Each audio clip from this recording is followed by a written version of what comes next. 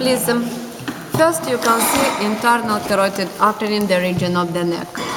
Here it doesn't give branches. In the region of the neck, internal carotid artery doesn't give branches. Next you remember, it goes to carotid canal. Yes? Along carotid canal, it gives caroticotympanic branches to tympanic cavity. Yes? Caroticotympanic branches to tympanic cavity. Next it leaves canal and goes along carotid groove on the body of the sphenoid bone. You remember here, carotid groove.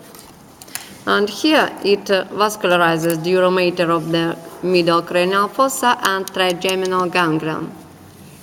Next, near lesser wing of the sphenoid bone, it gives the ophthalmic artery. Ophthalmic artery goes through the optic canal to orbit. Ophthalmic artery goes through the optic canal to orbit. Before optic canal, it gives the anterior meningeal artery, which vascularizes duromater of the anterior cranial fossa. Anterior meningeal artery. Next, in the region of the orbit, you remember structures of the orbit. What in the orbit? Eyeball, muscles of eyeball, lacrimal gland, superior eyelid, inferior eyelid, yes? And also you remember connection of the orbit with nasal cavity, anterior and posterior ethmoidal foramina. Anterior and posterior ethmoidal foramina. That is why. Branches of the ophthalmic artery in the orbit. First, ciliary arteries to coats of eyeball. Ciliary arteries, coats of eyeball. Muscular branches to all muscles of eyeball. Yes? Lacrimal artery to lacrimal gland. Anterior and posterior ethmoidal arteries pass from region of the orbit to nasal cavity and vascularize nasal cavity together with sphenopalatine artery from maxillary artery. Next, supraorbital artery. It goes through the notch or foramen, same name, to soft tissues of forehead. Medial palpebral artery vascularizes superior eyelid. Lateral palpebral artery vascularizes inferior eyelid. Dorsal nasal artery goes to medial angle of the eye and anastomoses here with angular artery from facial. You understand? Ophthalmic artery in the region of the orbit gives branches, ciliary arteries to coats of eyeball. Yes? Next, muscular branches to muscles of eyeball. Lacrimal artery vascularizes lacrimal gland. Anterior and posterior ethmoidal arteries pass to nasal cavity. Supraorbital artery to soft tissues of forehead. Medial and lateral palpebral arteries to eyelids. And dorsal nasal artery to medial angle of the eye. That's all about branches of the ophthalmic artery. And also, internal carotid artery here gives branches to brain. Branches to brain. Yes? What branches to brain? You not have atlas. You have atlas, no? Not have.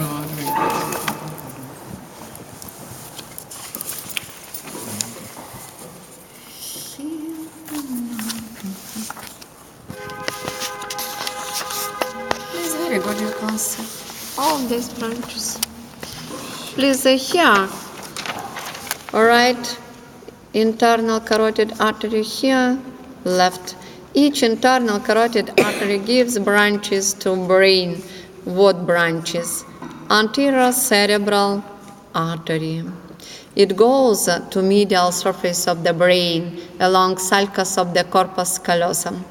Medial surface of the brain, sulcus callosum, and vascularizes medial surface of the frontal and parietal lobes. Medial surface of the frontal and parietal lobe.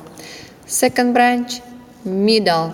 If here anterior cerebral artery, here middle cerebral artery, middle. It goes to lateral sulcus of the brain and vascularizes superior surface of the frontal parietal and temporal lobes of the brain, middle cerebral artery. Choroidal artery. It goes to ventricles of the brain and forms choroidal plexuses of the ventricles, which produce cerebrospinal fluid. Yes, choroidal artery goes to ventricles of the brain. Plexuses. Next, between two anterior cerebral arteries, you can see short anastomosis, anterior communicating artery. And also you can see posterior communicating artery between internal carotid artery and posterior cerebral artery from next system, from system of the subclavian artery. Posterior communicating artery provides anastomosis between two arterial systems, between system of the internal carotid artery and subclavian artery. You understand? Internal carotid artery gives branches to brain. What branches? Anterior cerebral artery vascularizes medial surface of the frontal and parietal lobes. Middle cerebral artery goes to lateral sulcus of the brain, that is why vascularizes superior surface of the frontal, parietal, and temporal lobes. Choroidal artery goes to ventricles of the brain, forms plexuses in these ventricles. They produce cerebrospinal fluid. Anterior communicating artery provides anastomosis between two anterior cerebral arteries. Posterior communicating artery provides anastomosis between internal carotid and posterior cerebral from system of the subclavian artery. That's all. Internal carotid artery, you understand, vitally important artery because it vascularizes lobes of the brain, frontal, parietal, and temporal. Please, you understand, vitally important function because it vascularizes the brain. Next, subclavian artery. Subclavian artery, very good, you can see left subclavian artery. Very good, you can see left here, right here, right side, right subclavian artery. Subclavian artery first goes through the prescalinous space before anterior scalenus muscle, you remember prescalenus space. Next, between anterior scalenus and middle interscalenus space, and next between interscalenus space and acromial end of the clavicle, third part of this artery. You understand? Subclavian artery has three parts. In prescalenus space, this part first. In interscalenus space here, and third part between interscalenus space and acromial end of the clavicle. In first part, subclavian artery gives three branches. In second, one. In third, one. In first, three. In second, one. In third, one. Branches in prescalenus space. First, vertebral artery, very good, you can see here, right from left subclavian artery also arises in same picture. You can see subclavian artery on right side, same on left. Only left arises from arch of the aorta, right from brachiocephalic trunk. Brachiocephalic trunk, here right common carotid artery, here right subclavian artery. Next branch is same, that is why. Vertebral artery arises from right subclavian and also from left. Each vertebral artery, you can see, ascends along foramina in transverse processes of the cervical vertebrae to magnum foramen of the occipital bone. Near magnum foramen, each vertebral artery gives branches to spinal cord, anterior spinal artery and posterior. Anterior and also posterior. Each vertebral artery gives anterior spinal artery, posterior, anterior, posterior. You see, anterior spinal arteries unite and form unpaired anterior arterial trunk, which vascularizes gray matter of the spinal cord. Posterior arteries not unite and form two posterior tracts. Listen. two posterior tracts. They form.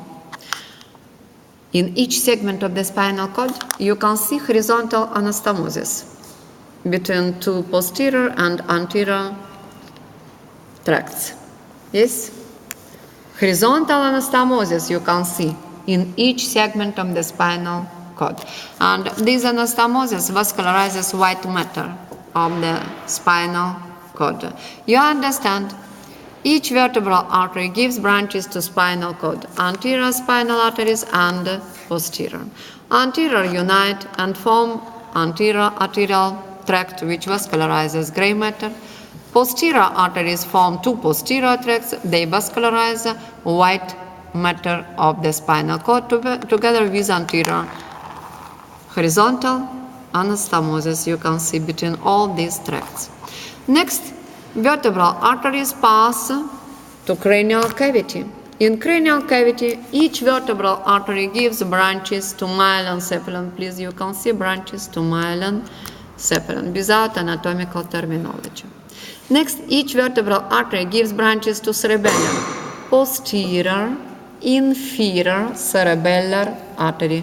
Posterior, superior, posterior, inferior cerebellar arteries, please. Next, they vascularize cerebellum. Next, vertebral arteries unite and form basilar artery, which stretches along basilar groove of the pons. Basilar artery gives branches to cerebellum. What? Anterior, inferior cerebellar and superior cerebellar. Anterior, inferior cerebellar and superior. Also pontine arteries to the pons and labyrinthine arteries to inner ear. They pass through the internal acoustic meatus to inner ear. And last branches, two posterior cerebral arteries. Please, very good, you can see here.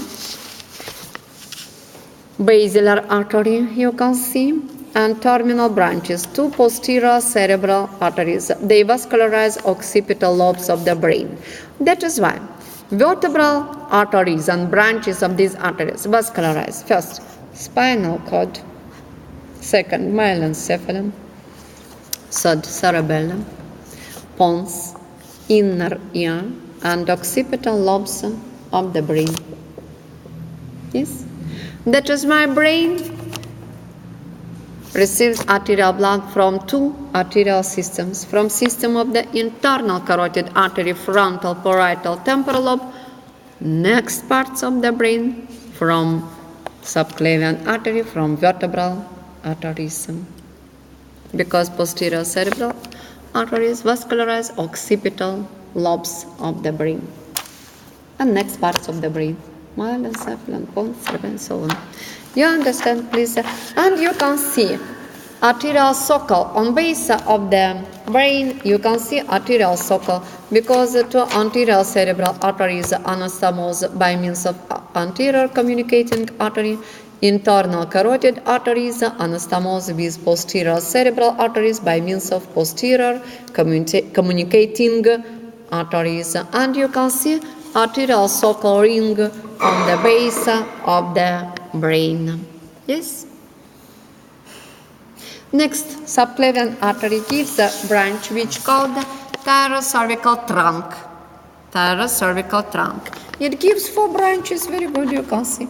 Inferior thyroid artery vascularizes thyroid gland, infrahyoid muscles, esophagus, cervical part, and gives superior laryngeal artery, which inferior laryngeal artery, which vascularizes larynx, together with superior laryngeal from superior thyroid artery. Ascending cervical artery vascularizes muscles of the neck. Superficial cervical artery, superficial muscles of the neck. Suprascapular artery goes to dorsal surface of the scapula, vascularizes muscles of the shoulder girdle.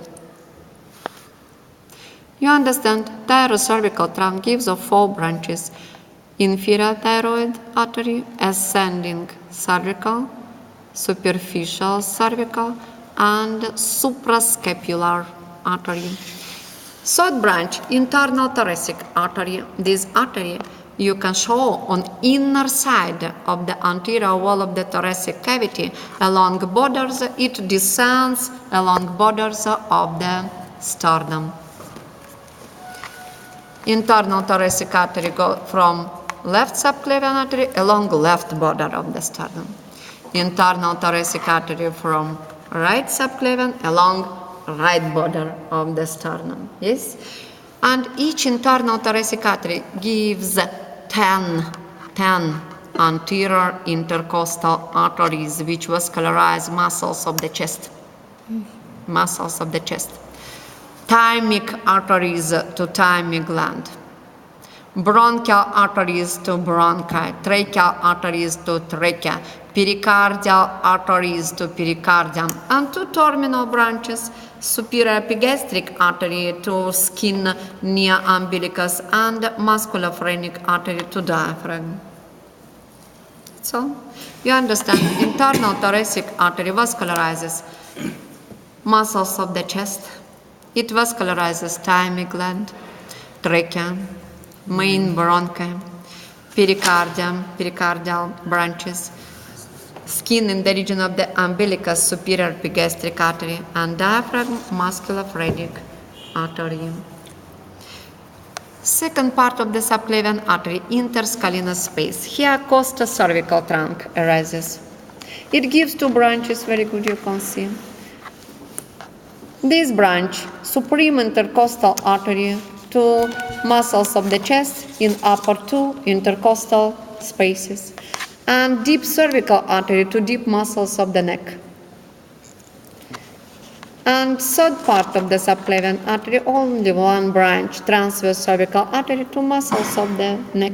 It vascularizes, it gives branches to all muscles of the neck below hyoid bone. Please, transverse cervical artery. That's all about subclavian. Next subclavian artery continues as the axillary artery of the upper limb. That's all. Please, now you study internal carotid artery and subclavian artery. Ask me what you not understand. Tomorrow on lecture, I will read you veins of the head and neck and vitally important anastomosis, arterial and venous, vitally important anastomosis of the head and neck. And you finish vessels of the head and neck. That is why next week cranial nerves, so you begin to study cranial nerves. Right,